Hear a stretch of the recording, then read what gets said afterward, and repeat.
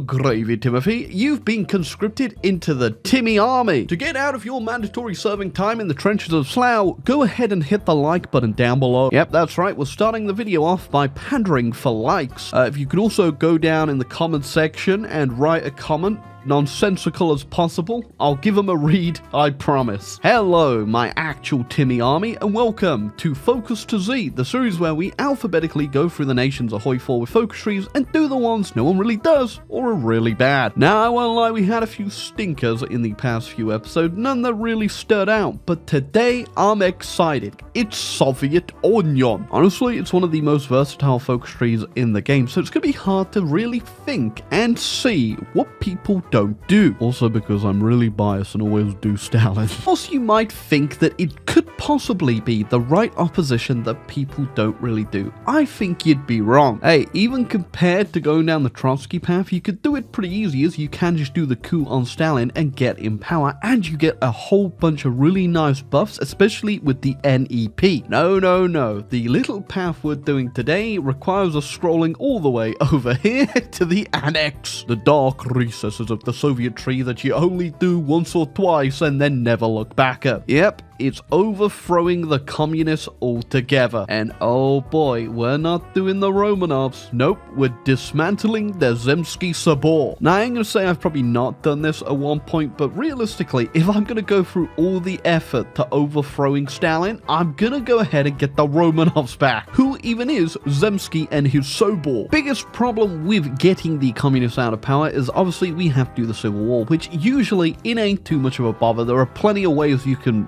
work around it, but the big issue with the Civil War is obviously it puts you back quite a bit in terms of your progress. The majority of Civil Wars that don't just kick off at the immediate start of the game, like the German one, pretty much give you a bit of a slap in the face, especially the Soviet one, where you're gonna have to march all the way west. It ain't something you can just go ahead and complete in a couple months. I just realized how much you can truly infiltrate if you just do this correctly. I have pretty much all of Siberia now and up to the Urals, and I still haven't triggered the Civil War. Now, like I said, it's 1938 though, we should probably get a move on, but I thought, considering we're going the right side over here now, meaning we're probably going to be allied with the Germans, I probably don't have too much to worry about, right? Okay, getting close to 1939 now, and I think we are good enough. Let's just go ahead and blow this popsicle. Okay, I feel like, definitely a bit of overkill today. Yes, I did in fact do the cheeky little exploit too. In all fairness, completely invalidates all the time I took actually having this set up. But it's just for the fun of it. Timoshenko's coming to us. So if you don't know what the little exploit I did was, I deleted all of our division templates when we were the Soviets before it kicked off and left them just with a artillery division. So all of their units are now just an artillery division. And then deleted all the others, of course, so they have nothing to switch to. They still have their NKVD units, but they only start with 18 of those, so yeah, it's nothing to really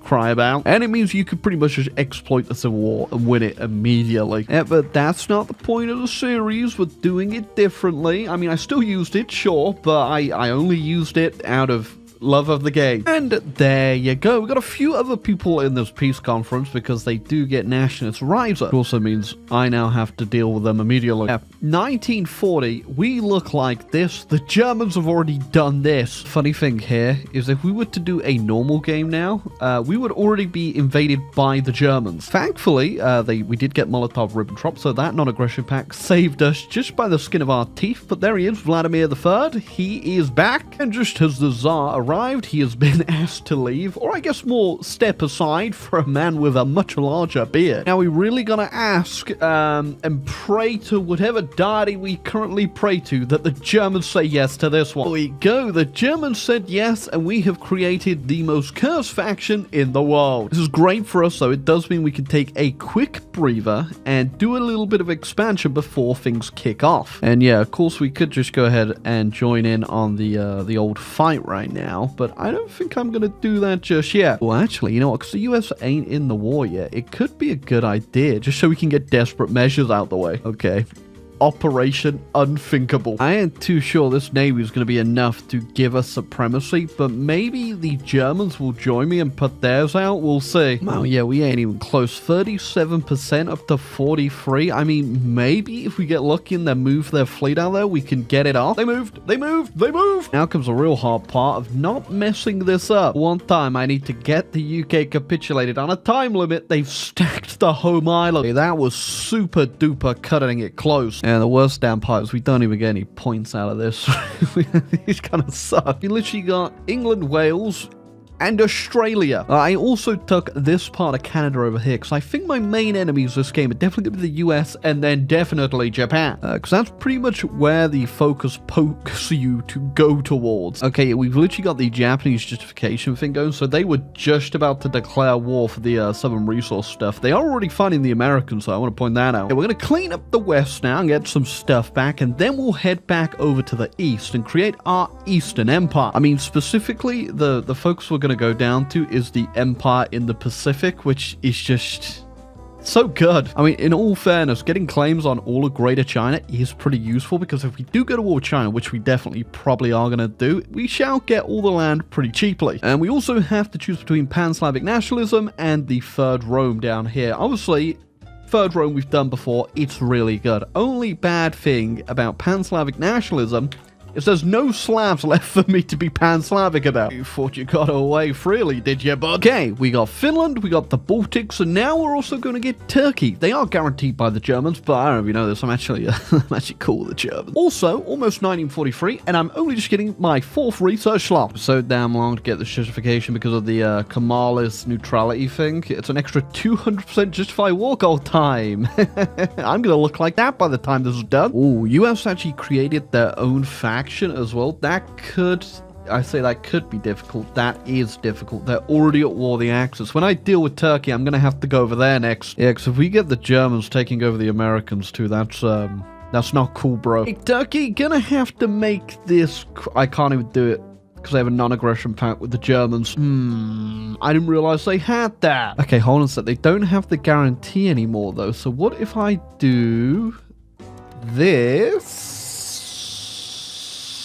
Okay, I do have a war goal on me, but technically, if I was to justify on the Americans and be in the same war as them, they might invite me straight back to the faction. It's a super risky play. The Germans could literally just declare war on me at any moment, but surely now they'll let me in. They might just do the invite thing at the top. There you go. Back in with the bestest buds. I could also join the Japanese one, but I don't think that would be very good. Hey, there we go. Turkey secured. We are just going to go ahead and puppet them. Now we got to rush over to the new world. Did get this little Canadian puppet, so we are ready to go as soon as my army gets over. Okay, thankfully we only have to capitulate the US. Wasn't Brazil in this faction too? No, Brazil is in the African Union. Hey, armies arrived. Let's get this on with. Okay, I'm really hoping the Germans are going to spend their points somewhere else right now in this damn faction we've got to deal with. Okay, I mean, it could honestly be a lot worse. I know they left them on Guam. There you go. The American government in exile, now in Guam. Great. There you go. We have now gone ahead and formed the Third Rome. Fiat Punto Hoc Tua Sicut something blah blah blah. Switch is just non-aligned. I mean,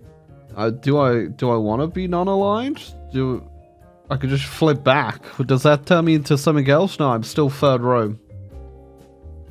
I don't get the buff, whatever, I don't care. I get a war goal on Mongolia, but I don't get one on Tanatuva. Okay. Oh, well, that'll make it easier for me. Thank you, Tanatuva. Okay, my faction's also fighting in China. Maybe I should get involved in that, just because I don't want the Germans getting Xinjiang. Also means I have to go deal Brazil. Whatever, sure. Okay, I'm coming to BR. Good news, I no longer get the effects from the Italo-Turkish merchant fleet. What does that mean? Nobody knows. Probably do lessons of war. Completely forgot about that. Yeah, I kind of had to rush all the stupid research slots and then all the war goal ones. So that's just been sitting there, you know, getting cold. All right, there you go. That is all we came here for. We got Xinjiang and a little bit of Jibidi Shama and the Mabufa. It's time we finally took out Japan, though. All right, Japan. It's been a fun ride, but I've decided, well, you gotta go. Is this petty revenge for a war that happened 40 years ago? maybe. Well, my fleet has actually engaged the Japanese. It's not doing too well. But in all fairness, this ain't my fleet. This is just everything I've stolen. Don't worry though, Japan. You are going to love being a part of the Roman Empire. And there we go. Thankfully, because they invaded China, obviously, we get all of that for free as well. Actually, you know, I forgot we've got Marbu Fang. I'm just gonna give it all to him. You know what? Actually, I'm gonna yoink this stuff back. Hey, Asia looking pretty good. Japanese, Argent. Okay. Wait. Okay. Okay, last I checked, you guys were trapped in Guam. How the hell did this happen? I genuinely have no idea.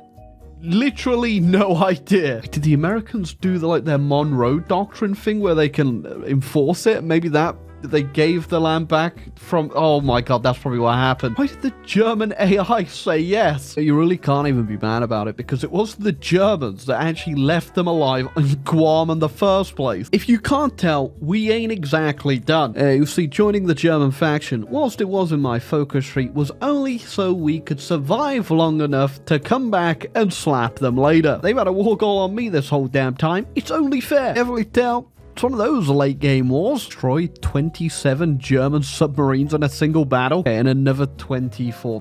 They have no submarines anymore. I think I just wiped them all out. This way easier on myself though. If you can't see what I'm cooking. Also got max infrastructure pretty much everywhere, so these are going to come around very quickly. Okay, 76 nuclear bombs. That should do it. Currently at 8.8 million casualties. Hold on to that number. Yep.